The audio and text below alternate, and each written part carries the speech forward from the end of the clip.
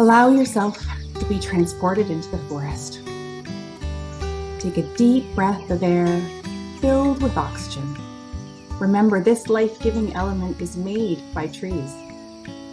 As you exhale, your breath is now mostly carbon dioxide, which is a life-giving element needed by trees. It's a breathing cycle that makes life possible on our planet. Trees breathe life into you, and you breathe life into them. Once your breath is calm, focus on what you can see in the video. You might notice the shades of green and textures on the bark and the leaves. Watch as the sunlight glistens through the trees. Now, imagine the roots of the plants and the nutrition in the soil. What if I told you that trees are able to communicate, share resources, and even share information, and do so using a long strands of fungal threads in the soil? So take a moment to let that sink in.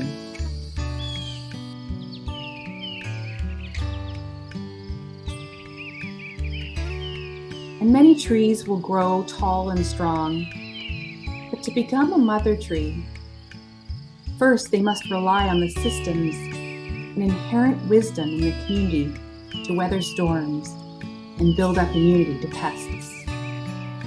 See, you can't become a mother tree until you demonstrate a strong well-being of your own. It's not about being the tallest or having the best access to resources. It's about being the healthiest. Along the way, some trees will face a major stressor. For example, this stress could be disease. A healthy tree will send out distress signals, trusting that its community will be there to respond. And it'll support that tree with information about what defenses to use. The tree contains the infection, and what's left is a big, visible scar. But do you know what is the most important part of the story?